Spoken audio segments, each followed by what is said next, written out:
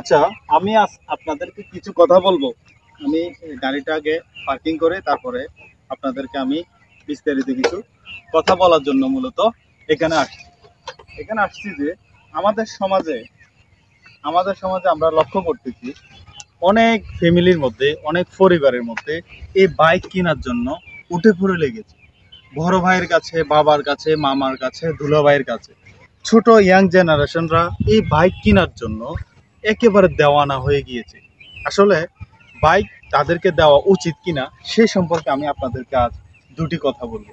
দেখেন, এই বাইকটা যদি আপনি আপনার শালাকে অথবা আপনি আপনার ছোট ভাইকে অথবা আপনি আপনার ছেলেকে দেন, ছেলের বয়স যদি 25 বছরের নিচে হয়, আন্ডার 25-এ হয়, তাহলে আপনি মনে করলেন যে আপনার ছেলেকে বাইক নয়, আপনার শালাকে আপনি বাইক দেন নাই, আপনার সন্তানকে আপনি বাইক দেন নাই, আপনি তাকে একটি মৃত্যুর ফাঁদ তৈরি করে দিয়েছেন। সুতরাং আপনার উচিত হবে আপনার গার্ডিয়ান হিসেবে আপনার সবচেয়ে যে জিনিসটা আপনার গুরুত্বপূর্ণ কাজ, সেটা হচ্ছে এই টাকাগুলো দিয়ে, এই বাইকের যে টাকা দিবেন, এই টাকাগুলো দিয়ে তাকে বলবেন যে একটা ব্যবসা প্রতিষ্ঠান এস্টাবলিশ করার জন্য।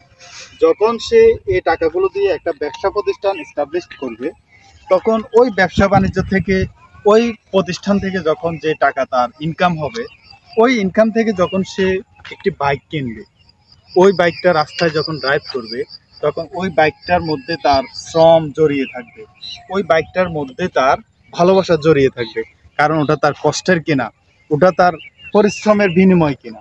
সুতরাং আপনারা আপনারা তাদেরকে বুঝাবেন, বলবেন যে ভাইয়া দেখো, সন্তান দেখো, আমি এখন বাইক কিনে দিতে পারি, কিন্তু এই বাইকটা তোমার জন্য একটা মরণ ফাঁদ হয়ে যাবে। কারণ তোমার যে বয়স 25-এর নিচে যে বয়সটা, ওই বয়সে মানুষকে মানুষ মনে হয় না, ওই বয়সে রাস্তাকে রাস্তা মনে হয় না, ওই বয়সকে সময়কে সময় মনে হয় না। সুতরাং সব কিছু মনে হয় যেন তারা জয় করবে, আসলে ওই জয় করতে গিয়ে তারা ধ্বংসের মুখে পড়ে, হুমকির মুখে পড়ে। সুতরাং আপনাদের কাছে আমার বিনীত রিকোয়েস্ট এটাই, আপনারা যারা বাইকের জন্য উঠে পড়ে লেগে থাকবে, যারা বাইকের জন্য আপ্রাণ চেষ্টা করবে, আপনাদের কাছে বাইক চাবে, তাদেরকে বলবেন যে দেখো, তুমি চাইলে আমি তোমাকে একটা ব্যবসা প্রতিষ্ঠান গঠন করে দিতে পারি, একটা ব্যবসা প্রতিষ্ঠান তোমাকে ধরিয়ে দিতে পারি, সেটার থেকে ইনকাম করে তুমি বাইক নিতে পারো, আমার কোনো বাধা নাই, কোনো আপত্তি নাই। এটা হচ্ছে তাকে একটা সুন্দর জীবন দেওয়া, তাকে সুন্দর একটা বাইক দেওয়া। আর না হয় এখন আন্ডার 25-এর নিচে যদি আপনি একটা বাইক তাকে উপহার দেন, সেই বাইকটা তার জন্য মরণ ফাঁদ হয়ে যাবে। কারণ সেটা পেয়েছে সে ফ্রিতে, সেটা পেয়েছে তার আবেগের কারণে। তার বন্ধু বান্ধব চলার পথে উড়াধুরা ভাবে চলবে, রাস্তার মধ্যে কন্ট্রোলিং থাকবে না, তখন সে আজ না হলে কাল কোনো একটি দুর্ঘটনায় সে আমাদের মধ্য থেকে হারিয়ে যাবে। সুতরাং আমি চাই যে আমাদের তরুণ সমাজ বেঁচে থাকুক, আমাদের তরুণ প্রজন্ম বেঁচে থাকুক। কারণ বয়সের সাথে সাথে মানুষের অনেক শিক্ষা লাভ হয়। এখন যারা আন্ডার 25-এ আছে, তারা অনেক কিছু জানতেছে না, তারা অনেক কিছু বুঝতেছে না। তো সুতরাং আমি বড় যারা আছেন আপনাদের কাছে বিনীত রিকোয়েস্ট এটাই, যারা বাইকের জন্য আপনার কাছে দাবি দাবা করবে, বললে বাইক না, আমি তার চেয়ে ভালো তোমাকে একটা প্রতিষ্ঠান করে দিব, তুমি ব্যবসা করে, তুমি কর্ম করে তুমি আমাকে দেখিয়ে দিবে যে হ্যাঁ, আমি বুঝের একজন, আমি এখনো বুঝতে পারি, আমি এখন প্রাপ্ত বয়স্ক হয়েছি, এখন আমার ভালো মন্দ আমি জানি, তখন গিয়ে সে কখনোই আপনার থেকে চিরতরে দুনিয়া থেকে বিদায় নিয়ে যান।